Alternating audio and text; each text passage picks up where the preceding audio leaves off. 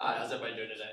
My name is Michael Manso, and today I'm going to be discussing 3D bioprinting and why BioBot should increase the production of the BioBot 1 over the next 6 years. So a little history behind BioBots. It was created by CEO Danny Cabrera and CTO Ricky Solizano while they were studying in their dorm rooms at the University of Pennsylvania. According to Cabrera, the major issues with 3D bioprinting is that traditional 3D bioprinters were incredibly large and expensive products, and they require the use of highly trained technicians to operate. So as a result, he and Solizano set out to create a new printer that was more accessible to researchers and that required less expertise to operate. And as a result, they built the BioBot 1, which launched in 2016. Now this printer addressed 4 major issues in the industry, including cell health, size, cost, and versatility. So how exactly does 3D bioprinting work? Well, it works in almost the exact same way as traditional 3D printing. So for those of you that aren't familiar with how 3D printing works, basically the operator creates a 3D blueprint of the object which they want to be printed. They then send this file to the printer, which reads the file and prints the object using some sort of polymer substance, and it's printed in layers. So it prints a layer and cools, prints a layer and cools, till the entire object is recreated. Now 3D bioprinting works in almost the exact same way, except instead of using plastic, it uses living human cells. So pretty much all 3D bioprinters, including the BioBot 1, work in a similar fashion. However, the BioBot 1 displays a few attributes that make it a much more innovative product compared to the other printers on the market. So the process begins by taking a biopsy of the organ which is trying to be recreated. So these cells are taken from the organ and they're then cultivated and placed into the printer and used as a bioink. Next, a scan of the organ is taken, and a 3D blueprint is made using a modeling software such as SolidWorks. This file is then saved in an STL format and uploaded to the printer using a USB drive or an SD card. The printer then reads the file and prints the cells accordingly onto a biocompatible scaffolding. And an example of a biocompatible scaffolding would be something like a petri dish, which is designed to support cell health and growth. Now some specs for the BioBot 1 is that it prints these cells at anywhere between 0 and 100 psi, and then between 21 and 120 degrees Celsius, depending on the nature of the cells. And after each layer is printed, it's cured using light. And it's at this point of the process where the BioBot 1 is far more innovative than any other printer out there. So traditional 3D bioprinters cure the cells using UV light, and while this does work, it can damage the cells in the process. The BioBot 1, however, uses a patented blue light curing system, which cures the cells faster and causes absolutely no damage to the cells at all. So as a result of this process, living human tissue is formed. Now, as I mentioned in the previous slide, there are 4 total aspects which this printer addresses. The first was cell health. Next is cost. This printer costs only $10,000. Another aspect was size. It's only 19 pounds. It takes up about 12 cubic inches. And the final aspect is versatility. So the BioBot 1 is the only printer that uses an open system. So as you can tell in this picture, the printer's got a very open design, which allows researchers to easily exchange biocompatible scaffolding and bioinks, making it the most versatile printer on the market. Now here I have a quick video that displays exactly how 3D bioprinting works. A reminder of how we should look after our health, with A&Es everywhere feeling the strain, particularly at this time of year. There's no doubt that organ transplants save lives, but waiting lists for compatible donors can never be short enough. So what if there were a way of producing compatible organs on demand? Bioprinting has traditionally meant printing biocompatible materials as a base for cells to grow. Though it may sound far-fetched, scientists have already managed to print a human ear and other tissues. Doctors take a scan of the organ to create a 3D blueprint. Cells are then taken from the patient, which are then placed in a culture to multiply. The cells are then painstakingly placed on the 3D printed scaffold, which is then incubated to produce a functioning organ. So as you can tell, this is a very complex process, and there are several competitors that offer this technology. So the first competitor to BioBots is EnvisionTech. This company was established in 2000, and they offer a line of 3D printers as well as 3D bioprinters. So the 3D bioprinter is called a 3D bioplotter, and it's the best-selling printer on the market right now. It's offered in 3 different models: the starter, developer, and manufacturer.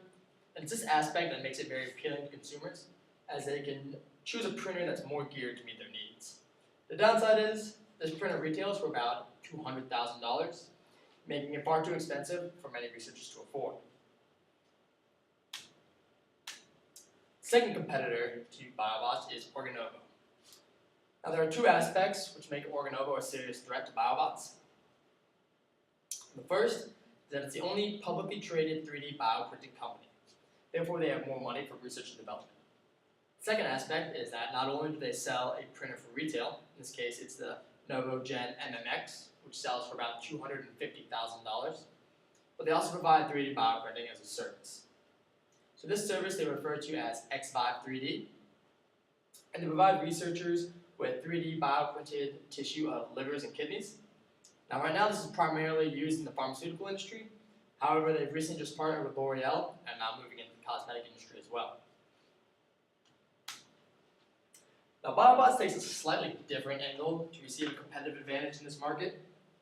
Their first competitive advantage is their price.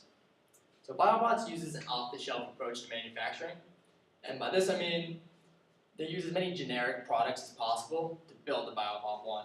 Therefore, they're able to keep the price low, pass the savings on to the consumer. And as a result, they're able to sell their product for only $10,000. The second competitive advantage is size. As I mentioned earlier, it's only 19 pounds and about 12 cubic inches large, so it's about the same size as your home printer, as compared to, say, the 3D bioplotter, which weighs about 289 pounds. BioBot 1 is significantly smaller. The final competitive advantage is their patented blue light curing system.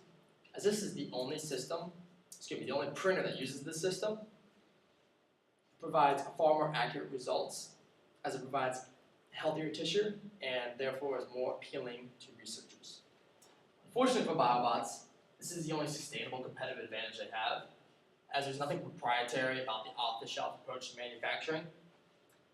The competition will likely respond by simply mimicking this design and producing a similar size and priced product. Now BioBots is competing against Organovo and EnvisionTech in 3 market segments. The first consumer of this technology is the pharmaceutical industry, the second consumer is cosmetics, and the final consumer is the medical research field. So according to the Tufts Center for the Study of Drug Development, it costs about $2.6 billion to bring a pharmaceutical drug to market. So this is an incredibly long and expensive process, and researchers are currently using 2D cell cultures and animal testing to see how the medication works.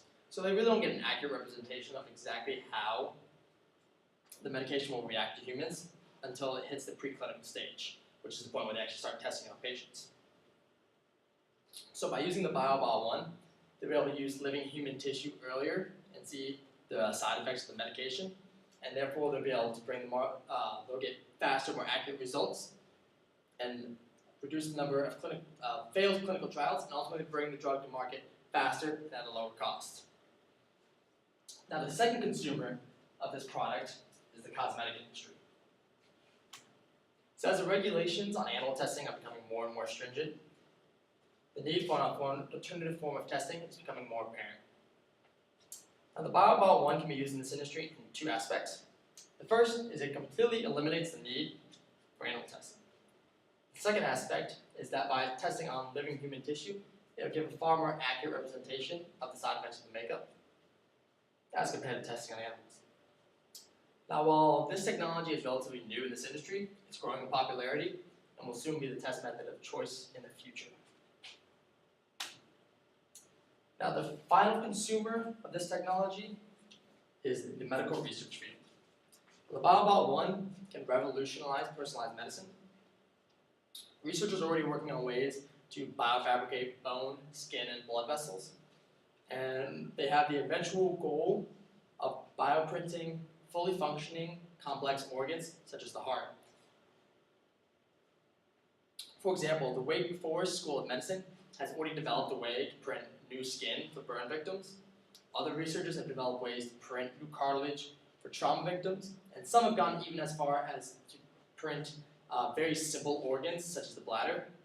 However, printing fully functioning complex organs such as the heart or the liver are still projected to be at least 10 years away, but the Baobab 1 can assist researchers in reaching this goal. Now moving forward, I'm going to discuss the costs behind this project. I'm going to discuss the best case, worst case, and most likely case scenario regarding increasing the production of the Baobab 1. And this analysis is going to be based off of Organovo's income statement, as they're the only publicly traded 3D bioprinting company, along with industry trends and the Baobab 1's first-year results.